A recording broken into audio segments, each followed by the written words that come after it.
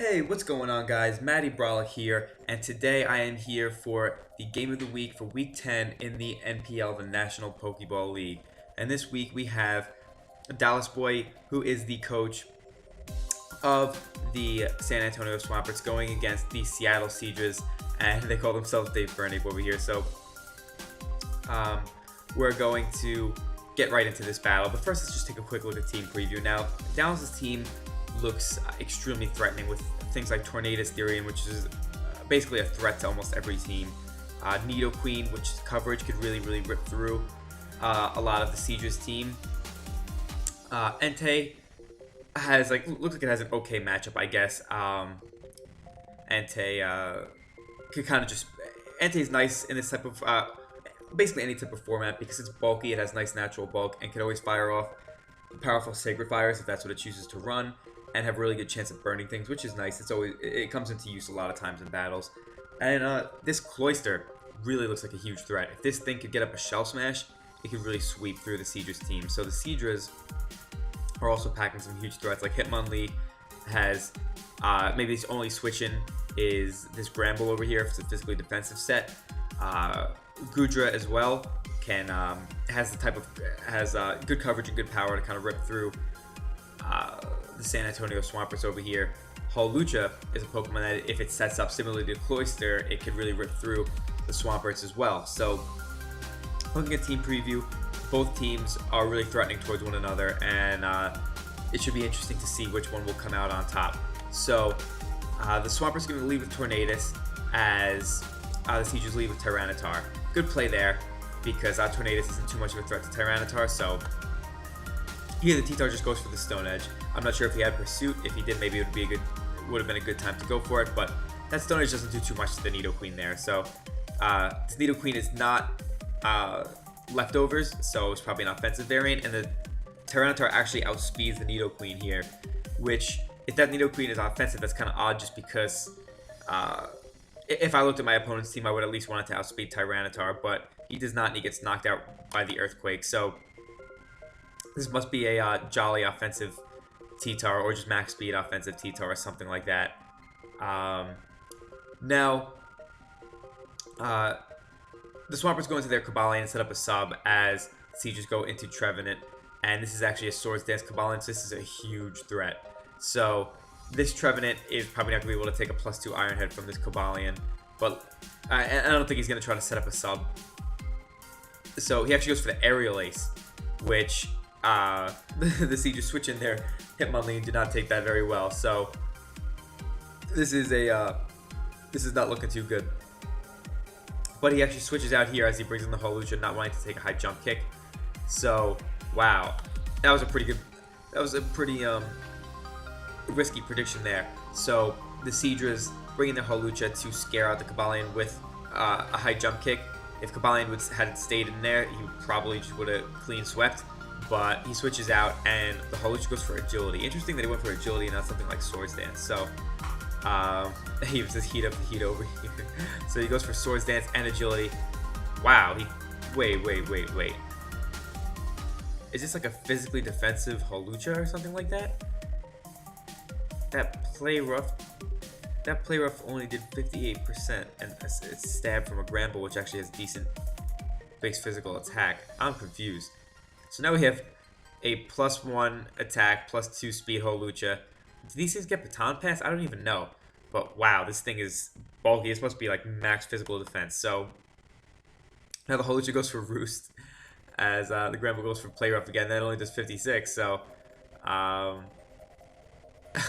don't know what he's going to do here. Maybe he's just trying to Roost off for a miss. But if he doesn't get that miss, he's in trouble. And Play Rough could also lower his attack.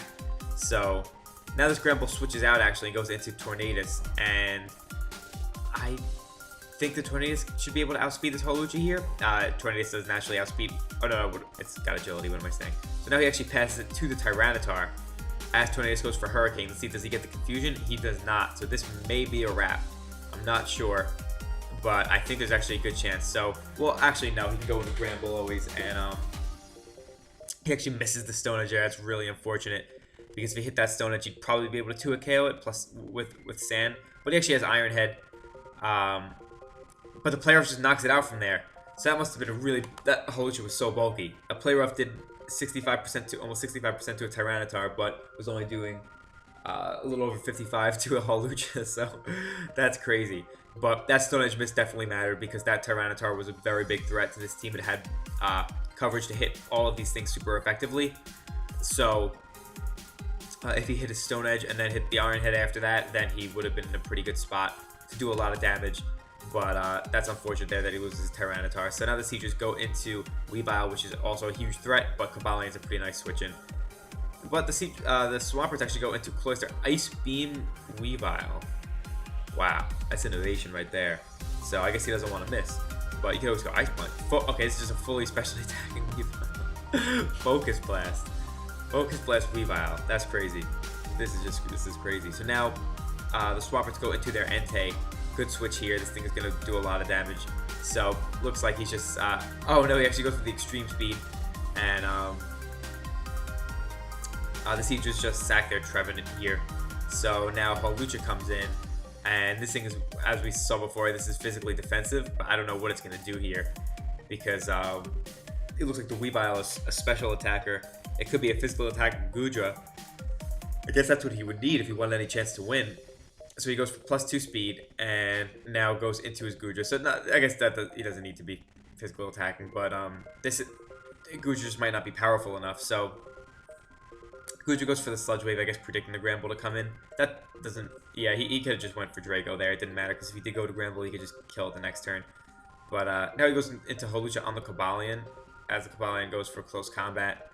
And it's probably gonna knock out the Hawlucha after burn. So I don't really think there's much that the Seadras could do to bring it back at this point. The Tyranitar missing Stone Edge definitely was unfortunate. So now the Cobalion goes for sub as the Gudra goes for Draco Meteor. But now this game is kind of over because now that he went for Draco, I guess that might be his only move to reliably hit this Cobalion. The Draco breaks its up again. It gets a crit, but this thing is at minus a stage of special defense from the close combat, so I don't think this Draco will break it. Oh, it actually still breaks it. Maybe the next one won't break it, just because he's only at a... Could this be like a Specs Gudra or something? I don't know. I'm not sure. It definitely seems like it's offensive, but I don't know if it's choice specs or not. I guess we'll see. So that close combat does a little over 50%, so that Gudra just definitely has a lot of HP investment, I would say, because close combat is a pretty strong move, even though Cobalion is not, the strongest Pokemon. So Cobalion knocks out the Gudra, and now that looks like it's going to be a good game because there's not much Weavile could do here to bring this back. Even if he was able to knock out the Cobalion, he still has an Entei in the back that could easily take a hit from a special Weavile. So very interesting game. The Seadras brought a pretty crazy team, but really could have won, or at least could have had a good shot if the Tyranitar was able to knock out the Granbull, but it did miss the Stone Edge, so that was definitely unfortunate for it. So the Swamperts move on, and I believe that they have already clinched the playoff spot. So good luck to the Swamperts in the playoffs because they're looking pretty strong. They haven't lost many games this season, and their team looks really good all around, and looks like it could play around others pretty well. So good game to the Seadras, good game to the Swamperts, good game overall. And I believe this week is a week of makeup games. If anyone missed, I guess, some games here and there, they're just going to make them up. I'm not sure if there will be a game of the week for that, but then there will be the playoffs coming up, so you can expect a lot more NPL content, and I would definitely stay put for that because the playoffs should definitely be exciting. So thank you guys so much for watching. I hope you guys enjoyed it, and like I said, stay put for some more NPL content coming up soon, playoffs soon, so definitely excited about that. And yeah, I'll see you in the next one. Have a fantastic day.